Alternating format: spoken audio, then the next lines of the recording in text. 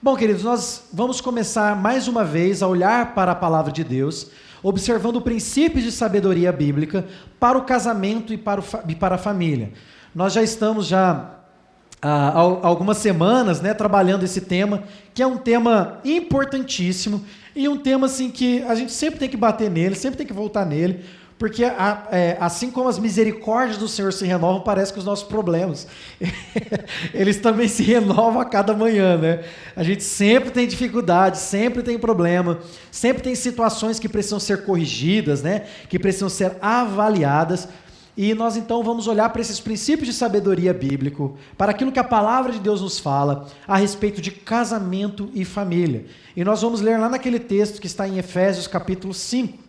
Então, abra sua Bíblia, Efésios capítulo 5, nós vamos ler a partir do verso 21.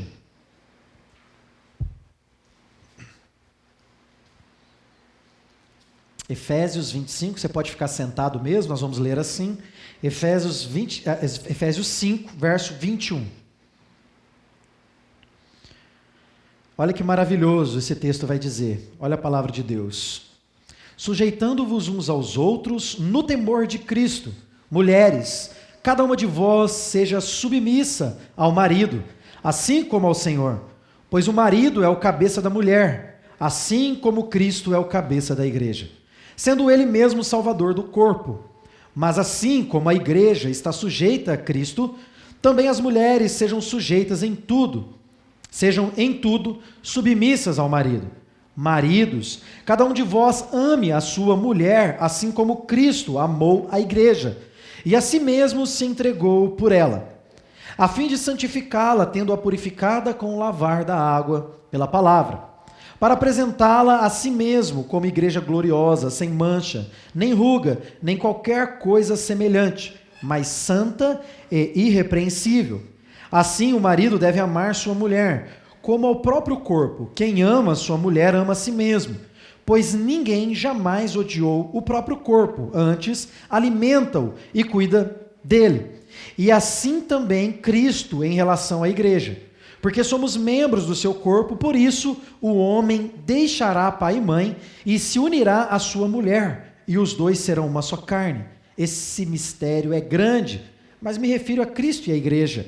Entretanto, também cada um de vós ame a sua mulher como a si mesmo, e a mulher respeite o seu marido. Vamos orar mais uma vez. Pai, fala conosco por meio da sua palavra, edifica-nos, exorta-nos, sustenta-nos, encoraja-nos neste caminho que por vezes parece ser difícil, mas sabemos que se o teu Espírito agir em nós e a tua palavra for viva em nossos corações, conseguiremos ter famílias vibrantes, fortes, famílias que refletem a glória de Deus. Por isso nós pedimos isso ao Senhor. Faça isso conosco por meio da tua palavra, em nome de Jesus. Amém e amém. Bom, irmãos, nós estamos nessa série de mensagens a respeito de casamento e de família. E agora, nesse momento, você vai ouvir um pouco a respeito desse tema que será dobrado em dois, nós vamos falar um pouco mais dele no domingo à noite, que é amigos e amantes. Há pessoas que afirmam que em um casamento a gente não pode ser amigo, porque senão vai virar amigo, e vai deixar de ser casal. Mas há um aspecto importante, algumas características importantes da amizade que precisam ser refletidas no casamento. E quando nós olhamos para esse texto, a gente vê exatamente esse aspecto importante no mistério da união da igreja com Cristo. Cristo, ele é o nosso, por assim dizer, noivo celestial, Ele é o nosso marido celestial, mas ele também é aquele que não nos chama mais de servo, mas nos chama de amigos, que compartilha, conosco do que ele é, do que ele tem e do que ele faz. E eu quero, como nós temos feito em todos os cultos, repetir o verso de número 33 com os irmãos. Mas, como a sua versão de Bíblia pode ser diferente da minha, eu vou ler e vocês vão repetir, tá? Então vocês repetem conforme eu falar e não conforme está escrito. De repente a versão é um pouco diferente. Entretanto, tá fraco, a gente pode fazer melhor, Eu acredito que alguns não falaram, então vamos fazer melhor. Entretanto, também cada um de vós ame sua mulher como a si mesmo. E a mulher respeite o marido. Queridos, aqui a palavra de Deus resume bem aquilo que deve ser os nossos relacionamentos. Pensa bem, o que o marido quer da sua mulher? Ele quer ser respeitado. Às vezes ele não vai receber aquele carinho, né? Aquela coisa assim tão afetuosa. A mulher normalmente já faz isso, né? Mas se ele não receber, às vezes ele não vai achar tão ruim, a não ser que seja um extremo, né? Eu, por exemplo, sou uma pessoa que gosta disso, né? Eu sou muito sentimental, vamos dizer assim. Então, se minha esposa não me tratar com carinho, eu vou sentir que ela está falhando comigo, mas nem sempre eu vou sentir isso, desde que ela me respeite. Então o homem ele vai exigir isso da sua mulher, que o respeite. E as esposas? Se você tratar a sua esposa apenas com respeito, o que você acha que você vai ter da sua esposa? Você acha que ela vai ficar feliz com você? Eu respeito você, você quer mais o quê? Ela vai dizer amor, quero carinho, quero afeto, quero atenção, quero um monte, a lista é grande, né? Então a mulher ela não vai se contentar apenas com o seu respeito. Então a palavra de Deus é muito rica, muito poderosa, maravilhosa. Há uma exigência aqui para o homem de que ele ame a sua esposa como Cristo amou a igreja. Um amor sacrificial, um amor abnegado, um amor, não só aquele amor sexual que é importante, que precisa existir, mas um amor até, vamos dizer assim, que vem de Deus, um amor divino, que é aquele que ama sem esperar nada em troca. É o amor ágape, né? O amor de Deus. Então é muito importante para nós entendermos esta situação, essa diferença nas relações. Enquanto o homem espera ser respeitado, né? Ele espera que você não vai fazer piadas sobre os defeitos dele, ele espera que você não vai falar mal dele para as outras pessoas, ele espera que você não vai erguer a voz com ele e vai esbravejar com ele porque ele vai se sentir desrespeito, ele espera isso. A mulher já espera, lógico, o respeito também, mas mais do que isso, ela quer a atenção, o carinho. Ela quer que o amor não seja simplesmente dito, mas ele seja vivido, que ele saia da esfera de um sentimento quase abstrato do homem, quase transparente. Ele fala, mas eu te amo. Ela, mas eu não estou vendo que você me ama. Eu não percebo que você me ama. Então, muito mais do que isso, o que as mulheres esperam é o que Jesus também espera como marido espiritual, né? Lembra lá em Filipenses, o apóstolo Paulo vai dizer, tende em vós a mesma froneu, lá no original, né? A mesma frônesis, né? Conjugando o verbo. Frônesis significa sentimento / atitude. Não há no português nenhuma palavra que seja traduzida que dê esse sentido, a não ser o amor. A palavra em português que descreva esse sentimento / atitude chama-se amor. Então o amor ele não é simplesmente um sentimento, mais do que um sentimento, ele é sim um sentimento que desemboca em uma atitude. E é isso que a mulher espera. Ela não espera um sentimento abstrato, quase invisível, que você diz que ama, mas não parece. Ela espera que você demonstre. Então, essa relação importante que nós vemos aqui em Efésios a respeito do casamento vai se desdobrar em pelo menos 2 aspectos importantes: a amizade e paixão. A amizade, ou melhor, amigos e amantes. Então esse é o tema dessa mensagem que será dobrada em 2, né? Então o chamado de Deus para os casais é um chamado a serem amigos e amantes. Amigos na parceria, amigos, nós vamos falar bastante sobre isso, e também amantes, né? Então, quando você olha para a realidade de um casamento, do seu casamento, você pode chegar à conclusão de que aquele braseiro em chamas que existia no namoro, né? Aquele fogo ardente, aquela chama poderosa, se tornou numa brasinha que está praticamente se apagando, quase que um amontoado de cinzas, mas que ainda está fumegando. E isso, de certa maneira, te deixa preocupado. Mas a boa notícia para mim e para você, com relação aos nossos casamentos, é que embora possa ser que o seu casamento tenha esfriado e se tornado uma cinza amontoada com pouquinhas brasas, se você soprar delicadamente, você pode colher bons frutos, você pode ver essas chamas se reacender. Essa semana eu fiz um churrasco na minha casa. Não foi convidado, né, Gislaine? Pô, pastor, não me convidou? Fez um churrasco lá em casa. E o churrasco, o meu carvão estava úmido. E eu passei muita raiva, porque não fica pronto nunca, o fogo não acende com força. Né? O carvão não era próprio para aquele momento que eu queria fazer. E ele estava úmido, e eu fiz um esforço tremendo para aquele carvão poder assar a carne que eu queria. Poxa, eu pensei com tanto carinho naquele churrasco, mas não funcionou. A carne não esquentou o suficiente, e quando ela ficou pronta, ela nem estava tão quente, sabe? Você gosta de ouvir aquele barulho da gordura, quando coloca a carne na grelha, sabe? E isso não estava acontecendo. E aquilo me frustrou, eu falei, poxa, eu preciso de um carvão novo. E por vezes, às vezes no nosso casamento, a gente acha que um carvão novo é uma nova pessoa. Esse casamento não está legal, eu preciso de uma nova pessoa no meu casamento. Ou eu preciso de algo novo, no sentido assim, será que nós podemos nos apimentar aqui a nossa relação, de repente assistindo um pornô, de repente fazendo uma situação assim, ou assado? Bom, cuidado, porque eu precisei de um carvão novo, então nós tivemos que comprar um carvão novo, e quando nós colocamos aquele carvão, então veja bem, quando a chama está esfriando, o que eu precisei fazer? Eu precisei começar a colocar algumas lascas e soprar vagarosamente, soprar.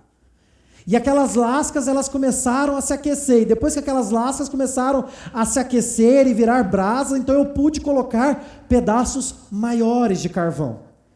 E o carvão então começou a queimar, mas ainda não era a hora de pôr a carne. E aquele carvão começou a acender, de repente eu comecei a ouvir aqueles estalos. Tá. Tá dando fome, né, irmãos? Tá quase na hora. Aqueles estalos gostosos, e eu comecei a abanar um pouquinho mais forte. Agora é a hora, agora não vai apagar mais. E de repente o fogo, que era pequeno, que estava se apagando, se acendeu. Então, quando nós somos crentes, quando nós confiamos em Jesus, nós precisamos aprender, em primeiro lugar, que esse carvão novo é aquele cântico novo que o Senhor põe em nossos corações. Porque quando a palavra de Deus diz que nós nascemos de novo, o novo nascimento não é você voltar para o ventre da sua mãe, como pensou o carnal Nicodemos. Nicodemos pensou que era voltar para o ventre. Não é voltar para o ventre. Jesus disse, você não entende das coisas espirituais, o que você vai fazer quando eu te falar das coisas terrenas? Você não vai ser capaz. Novo nascimento é aquele produzido pelo Espírito de Deus, que nos transporta do reino das trevas para o reino de Jesus, que nos tira do mundo de pecado e nos leva para um novo mundo.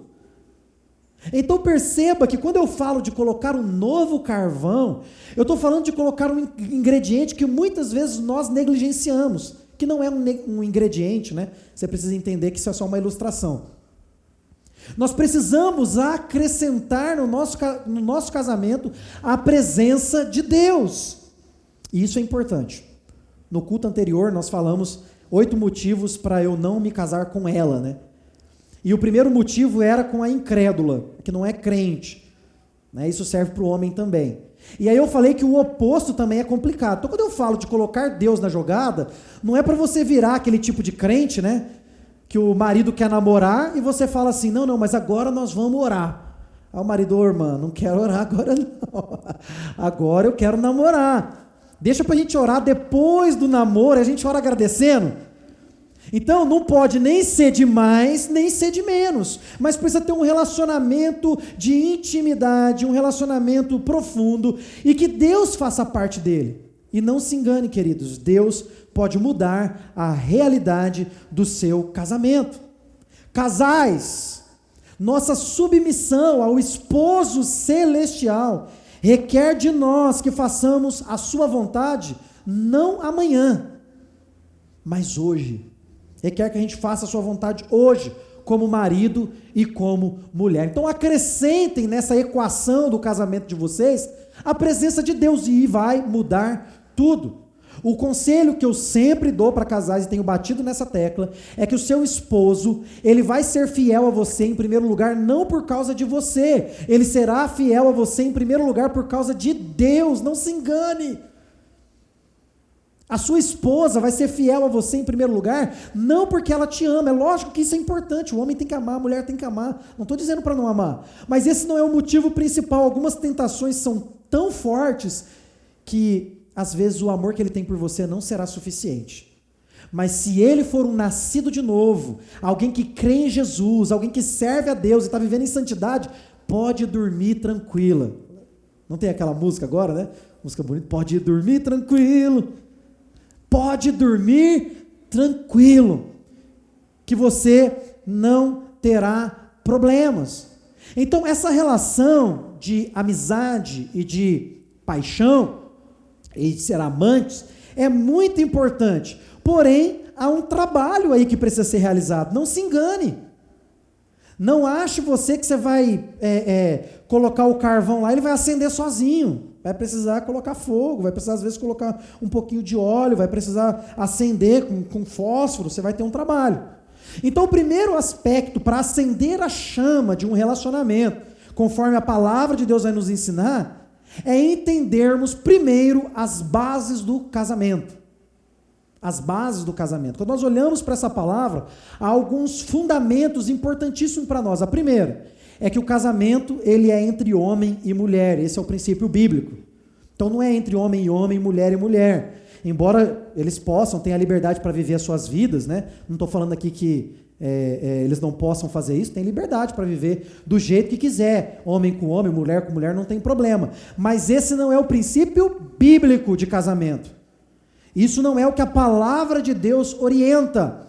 Então o princípio fundamental é que deixará o homem o seu pai e sua mãe e unir-se-á a sua mulher. Esse é o princípio de família, esse é o princípio bíblico. E quando nós falamos de amizade, nós precisamos sempre nos lembrar das bases do casamento. Então esse texto, ele fala a respeito de um mistério, que é lindo, que é grandioso, que é extraordinário. E que mistério é esse? Entre Cristo e a igreja. O que significa que o casamento precisa ser um reflexo desse Deus poderoso, o Pai, o Filho e o Espírito Santo, esse Deus trino, que decidiu revelar a sua glória, a sua majestade, em vasos de barro. Mas que vasos são esses? Um homem e uma mulher, que não são iguais em seus papéis, mas são complementares em seus papéis. Então nós lemos aqui o verso de número 21, que diz: sujeitai-vos uns aos outros. O que significa? Que o homem, em certo sentido, precisa se sujeitar em amor à sua esposa, e a sua esposa a mesma coisa. Porém, há uma distinção de papéis. A liderança do lar foi destinada ao homem. Então, as mulheres precisam se submeter. A verdade, queridos, é que muitas vezes a gente não entende o que isso significa. Mas esse mistério que reflete a glória de Deus nos fala muito a respeito do casamento. Como é o relacionamento de intimidade da Trindade, do Pai, do Filho e do Espírito Santo. Nenhum é mais do que o outro. O Pai não é mais do que o Filho não é mais do que o Espírito. Porém, há uma sujeição em amor eterna, onde o Espírito se sujeita ao Filho, o Filho se sujeita ao Pai, e há ali então um relacionamento de amor eterno. Então no casamento é a mesma coisa. Lembre-se das bases. O casamento precisa refletir a glória de Deus. Há muitos casamentos que, ao invés de refletirem o céu, estão refletindo o inferno. São lares que se transformaram mais no inferno do que no céu. E pasmem, queridos, Deus nos deixou o casamento para aqui e agora nós já começarmos a sermos bem-aventurados. Para de alguma maneira nós já começarmos a nos deleitar em Deus e na grandiosa graça do Senhor. Mas muitos casais não estão vivendo isso. Então, nós nos completamos, e isso é exatamente a expressão maravilhosa de um Deus triuno que cooperam eternamente em amor e adoração mútua. Então você não vai adorar a sua esposa, né? Você não vai adorar o seu marido. Mas precisa haver um aspecto no casamento de veneração, que é diferente de adoração. O venerar é admirar-se. O venerar é observar as qualidades e engrandecer a Deus por essas qualidades. Mas muitas vezes os casais estão tão afundados numa falta de cumplicidade e amizade que o que sobra não é veneração, mas é veneno. As duas palavras começam com V, mas uma glorifica a Deus, a outra glorifica o inferno. A que glorifica a Deus é a que exalta as qualidades, mas a que engrandece a destruição é aquela que enaltece os defeitos. Então a primeira coisa, se você quer reacender as chamas, é comece a olhar para o seu casamento como um farol da glória de Deus. E todas as vezes que de alguma maneira você estiver desagradando a Deus no casamento, retroceda. Retroceda. Então o chamado de Deus é para sermos amigos no casamento. E para isso nós precisamos sempre nos lembrar dos princípios basilares, do fundamento, em que Deus é o fundamento do casamento. Em segundo lugar, precisa haver alimento. Alimente a amizade, cultive a amizade no casamento. Não há relacionamento saudável entre marido e mulher se não houver cumplicidade. Cultive. A palavra cultivo, ela vem, a sua origem, né, da palavra cultivo, vem da agricultura, do plantio. Então, cultivar tem por detrás dela a ideia de plantar. É daí também que vem a palavra cultura. A cultura, né, da nossa cidade. Então, a palavra cultivar, a palavra vem de cultura, que vem de agricultura, que tem a ver com plantar. Porém, queridos, não se engane, não ache que você vai acordar amanhã, você orou, né? Não, a fé é suficiente, pastor, eu orei, eu vou acordar amanhã e meu casamento será transformado. Não se engane, não acredite que você vai dormir e acordar e vai chegar lá no seu quintal e vai ter lá um grande plantio de milho, pronto para você colher. Não, você vai ter que arar a terra, você vai ter que fazer os sulcos na terra. Sabe o que é os sulcos na terra? É aquele buraco que faz na terra. Você vai ter que plantar a semente, você vai ter que regar, e aí depois que você plantou, você vai começar a ver os primeiros brotos saírem. Não se engane, não parou por aí o trabalho. Quando surgem os primeiros brotos, aí começa o principal trabalho. Você vai ter que limpar as ervas daninhas de tempos em tempos. Talvez vai ter que jogar pesticida para matar as pragas. Você vai ter trabalho. Se for de repente uma planta frutífera, você terá que aparar as arestas, você terá que podar ela para que ela dê mais fruto. E aí a gente começa o plantio e já quer um fruto. Você sabia que existe alguns frutos que demoram muito para dar? Como por exemplo a tâmara, 70 anos! Casamento não é algo que você planta hoje para colher hoje. Homem tem esse problema, né? Ele está afim de namorar, ele quer plantar agora, para colher daqui 15 minutos. Não é assim que funciona, querido. Existem certas coisas, mas minha esposa não muda. Pô, olha, de repente esse fruto aí vai demorar uns 70 anos. E a tâmara é boa, irmão. Já comeu tâmara? Um dia eu e a Carol no Mercadão Municipal de São Paulo, estamos lá, o cara vendendo, tâmara, tal. Aí eu olhei, tâmara, rapaz, que negócio é esse? Aí ele cortou, experimenta. Eu falei, não, colocou um morango, experimenta. Eu falei, tem um morango, né? Se eu não gostar pelo menos do morango, eu como. Nossa, que delícia, eu me deleitei naquela tâmara. É o chocolate, é igual chocolate, coisa maravilhosa. Então, às vezes, vai demorar para sua esposa dar o fruto, vai demorar para o seu marido dar o fruto, mas quando ele der esse fruto, que você ora, que você busca, que você cultiva, você vai se deleitar. Então, precisa haver na amizade, no casamento, cultivo, Paciência. Não se esqueça, você não fica namorado da sua namorada. Você namora a sua paquera. Você não fica noivo do seu noivo, você fica noivo do seu namorado. Você não casa com a sua esposa, você casa com a sua noiva. Ou seja, é um processo de aprendizagem, de crescimento. Seu esposo, mas eu estou casado há 20 anos, pastor. Pois é. O resto da vida, querido, não sei se isso é uma boa notícia ou uma má notícia para você, mas o resto da vida vai ter uma placa no seu marido assim, em construção. E na sua esposa assim, em construção. Por isso é importante o relacionamento de amizade, porque se o que te prende a sua esposa, ao seu marido, é somente a paixão, o fogo, a chama, tem solteiro? Acho que tem poucos solteiros, né? Eu preciso dizer para você que é solteiro, quem é casado já descobriu isso, mas a chama oscila, viu? Ora tá aqui, ora tá aqui, ora tá aqui, ora tá aqui. Você que é casado, você já descobriu isso daí, né? Você que é solteiro, não acha que você vai casar e vai ser mil maravilhas, porque precisa haver essa relação de amizade, de cultivo, de paciência. Muitas vezes nós temos muito mais atitude de cultivo com um amigo do que com a esposa, com um colega de trabalho do que com o marido.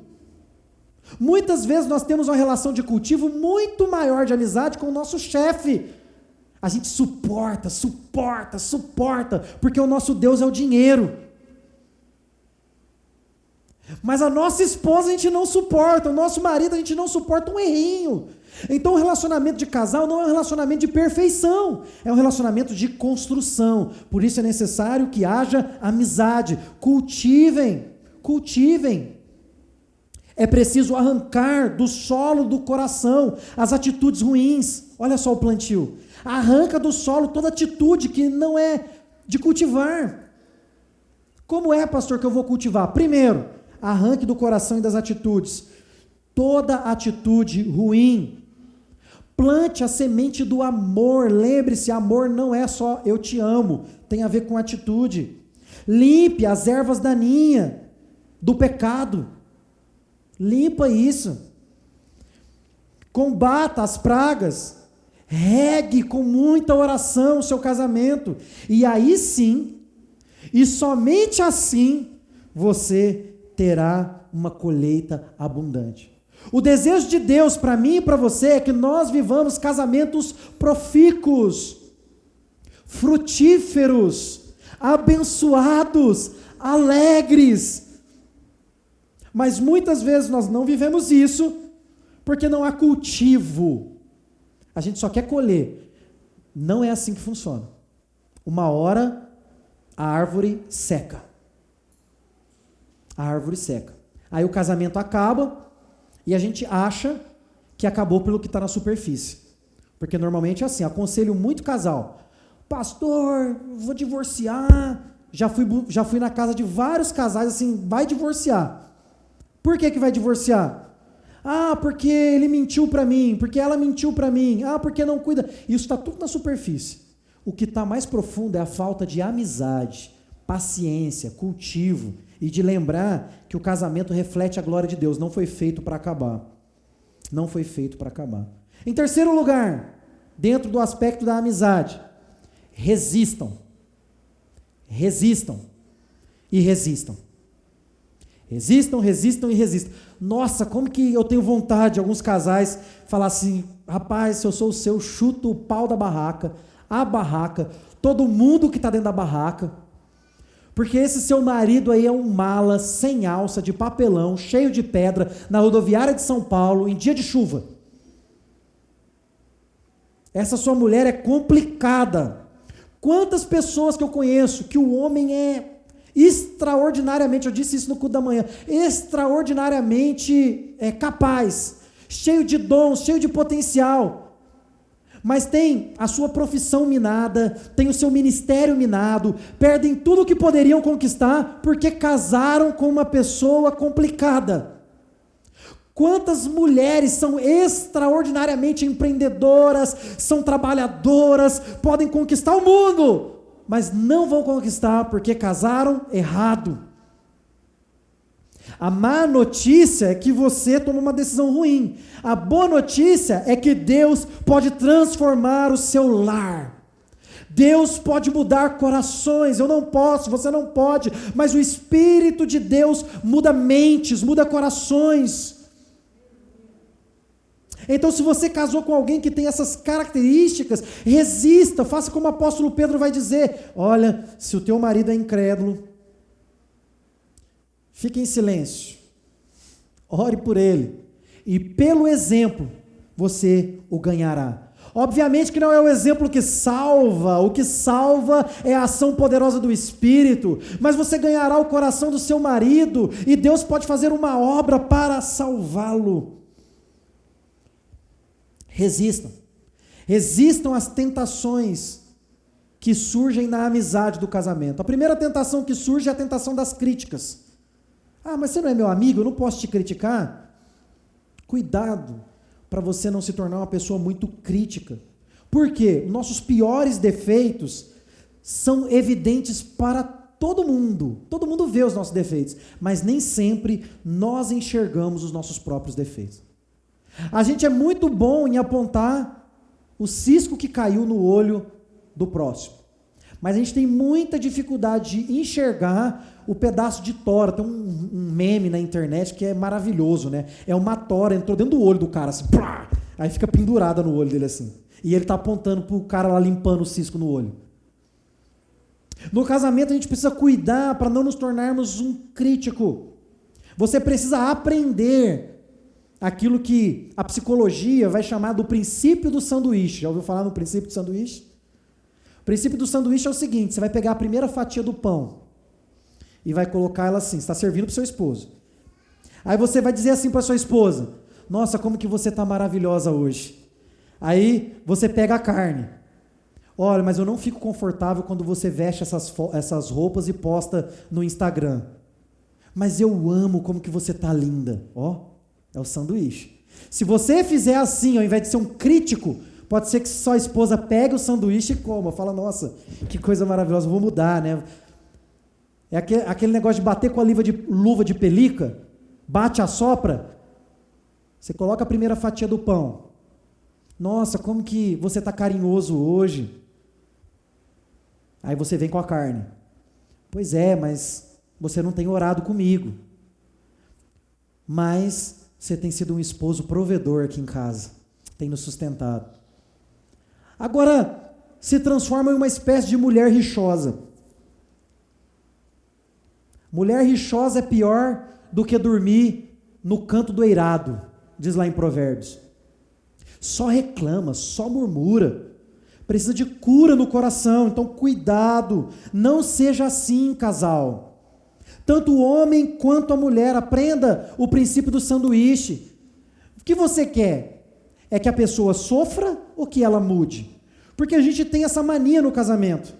Ah, ele me machucou, agora sabe o que eu vou fazer? Eu vou ferir ele para ele sentir o que eu estou sentindo. Que relação de amizade é essa? A gente tem essa mania. Oh, ele fez isso, eu não gostei, agora também eu vou fazer isso, para ele sentir o que eu senti. Isso não é o princípio bíblico de casamento. O princípio bíblico de casamento é um princípio de crescimento. Então você tem que olhar e falar assim: olha, você tem qualidades, mas nisso daqui você está falhando, isso me incomoda. Lembra na semana passada a gente falou para a gente conversar não em primeira pessoa, mas em terceira? Porque parece que a gente é egoísta. A gente só critica, aponta o dedo. Você fez isso comigo e tal. Não, vai lá para a terceira pessoa. Olha, a gente pode melhorar. Mude essas relações, não se torne um crítico. Segundo ponto do resistir. Então resista à tentação da crítica. O segundo ponto para você resistir é aquele texto maravilhoso: honra teu pai e tua mãe. Isso é maravilhoso, né? São os desequilíbrios em outros relacionamentos anteriores no casamento. Quantos casais estão afundando porque sucumbem diante da tentação de comparar esse cônjuge com o namorado que teve, ou com o pai, ou com a mãe que não teve um casamento bem sucedido, e por isso estão perdendo o seu casamento. E não se engane, quando você se casa, antes de casar você tinha 2 pais, depois de casar agora você tem 4 pais, seu sogro e sua sogra. Então honre o seu sogro e a sua sogra também. Porém, cuidado, porque a partir desse momento do casamento, embora seja importante os conselhos, é você e sua esposa, é você e seu marido. Então, cuidado com isso. Quantas vezes a gente faz isso? A gente pega lá um exemplo que a gente teve e traz para a nossa realidade. Mulheres feridas, frustradas, magoadas, ressentidas, não serão boas esposas. Então, se você é uma esposa assim, Deus pode curar teu coração. Deus pode mudar essa realidade. Maridos traumatizados, feridos, machucados, também não é um bom parceiro, não é um bom amigo. Mas Deus pode transformar esta realidade. Então, desequilíbrios. Resistam aos desequilíbrios. Ah, mas é porque na minha casa. Resista a isso. Não, mas é porque o meu pai fez isso com a minha mãe. Resista a essa tentação. Isso é uma nova coisa, uma nova realidade. E talvez você não vai falar. Talvez você nem vai perceber que você faz o que faz por causa de situações que você viveu no passado. Mas resista, irmãos. Resista. Terceiro e último, estamos caminhando para o fim.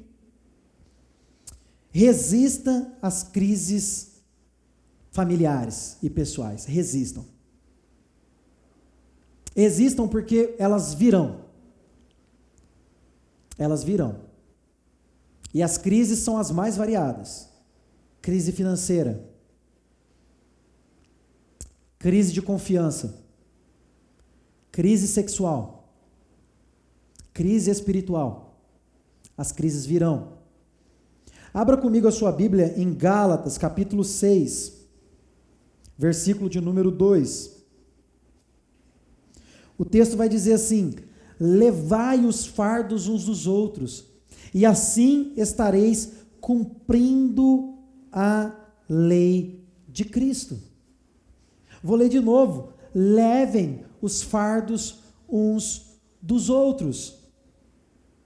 Então, quando o cônjuge estiver em crise, olha a crise comum no relacionamento de casal. O marido não está conseguindo ter relação. Como que isso é difícil? Imagina a mente de um homem. Apoie. Resista à crise. Mulheres têm a tendência de, quando o marido tem um problema desse, achar que o problema é ela, né?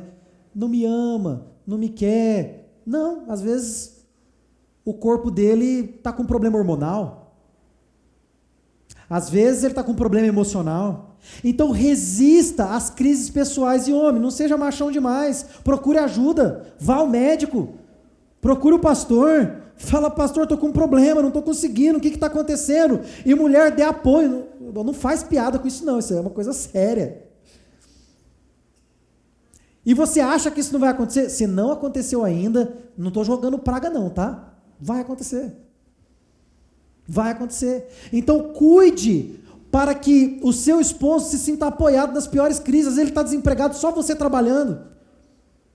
Aí você se sente a provedora, né? E ele vai se sentir desrespeitado. Dependendo de como você falar, dependendo de como você se posicionar.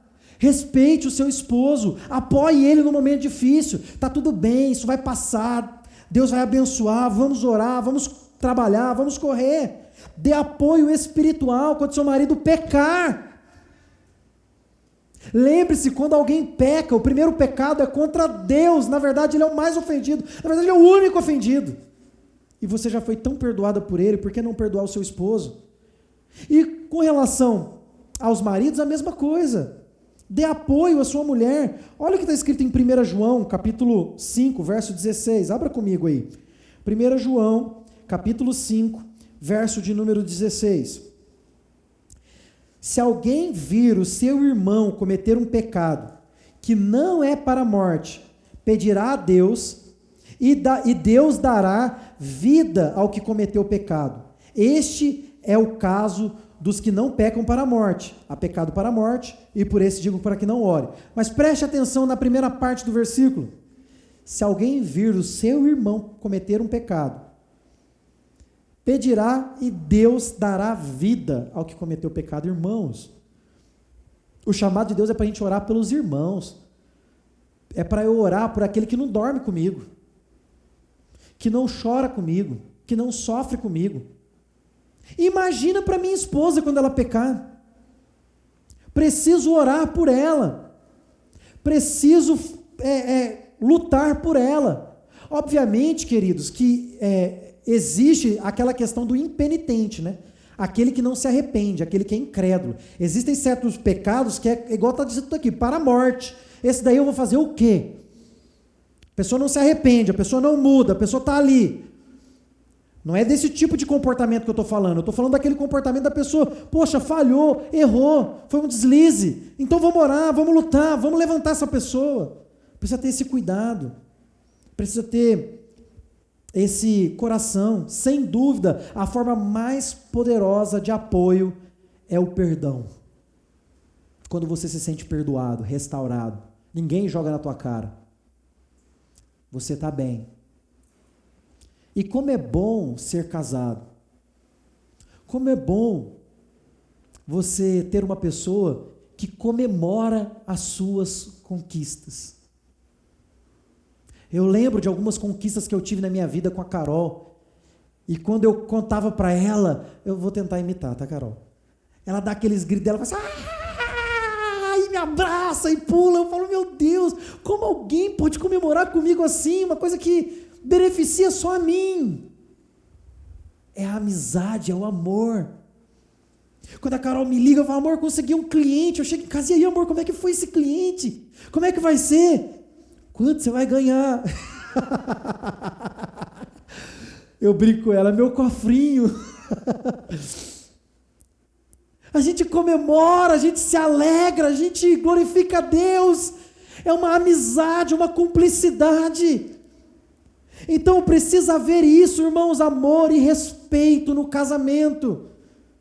E talvez você esteja pensando assim, poxa, como eu queria que tal pessoa estivesse aqui, como eu queria que tal pessoa estivesse aqui, como eu queria que tal casal estivesse aqui. A palavra é para você e vai ser gravada, está gravada, né? Vai estar lá no YouTube, depois manda para a pessoa, fala, olha, assiste essa mensagem, olha o que Deus tem para falar a respeito do seu casamento, respeito e amor, amigos e amantes. Quer acender a chama? Comece pela amizade. Comece pela cumplicidade.